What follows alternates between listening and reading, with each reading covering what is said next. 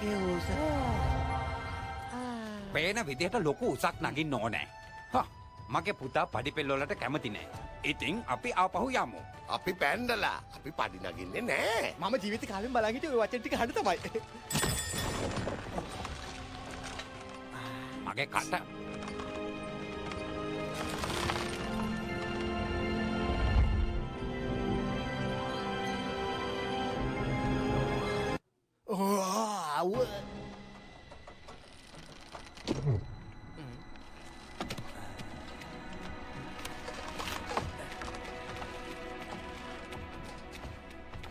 මේකද රහස් පැන්ඩ ගම්මානය. මේක රහසක් වුණේ ඇයි කියලා තේරෙනවා. මම මෙතන ජීවත් වුණා නම් මම කාටවත් මේකන කියන්නේ නෑ. දැන් ඔයා පුදුම වෙන්න.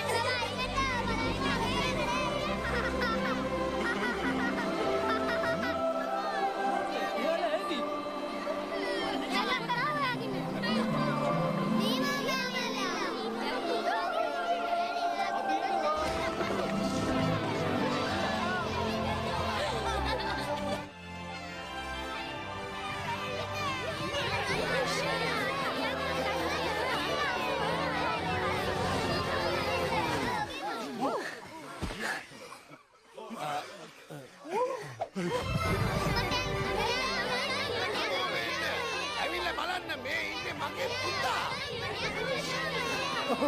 තුන්ඩි උන්නු. කොහොමද මම කුකු? මම මෙම්මේ. මම ශ්‍රී. ඔයාලා බිස්කෝට් සොඳයි. ස්තුතියි. පුතා මේ ඔයාගේ මස්සිනා. සම් මස්සිරාලා පිළිගන්නවා. අග්ගලමාලයක්.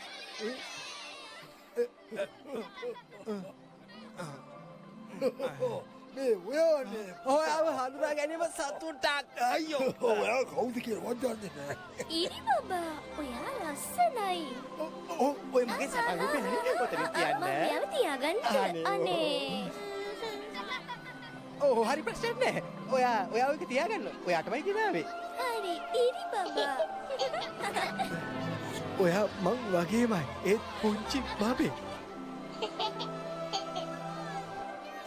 ඔයා මං වගේ ඒත් වයසයි. ඔයා මං වගේ ඒත් මහතින් වැඩි ඔයා මං වගේ තොප්පියක් දාලා. මගේ තොප්පිය. ඔයාලා හැමෝම මං වගේ. අපි එනම් කෑම කමු. මගේ පුතා ආපු සතුටට.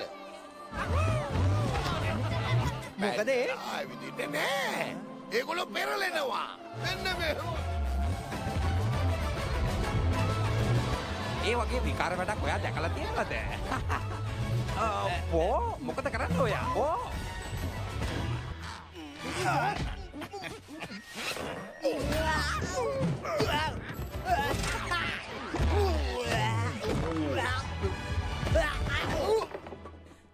පැනලෙන්න කියලා දුන්නට බ්‍රේක් ගන්න කියලා දුන්නේ නෑනේ අනේ.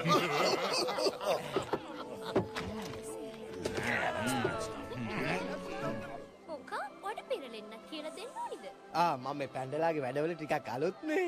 මේ ඔයා මොන જાතියේ පැන්නෙක්ද? ඔයාගේ පෙල්ල හරි අමුතුයි. මම පැන්ඩෙක් නෙමෙයිනේ. මගේ තොප්පිය. ඔටේ. පිහාටු. මගේ අග්ගලා. තව ප්‍රශ්න බෑ. කරදරේ පාලමයා. මෙන්න පුතා මම ඔයාගේ චොප්ස්ටික් ගෙනාවා. ස්තුතියි තාත්තා. මොකද? ඇයි? ඕවා මොනවටද?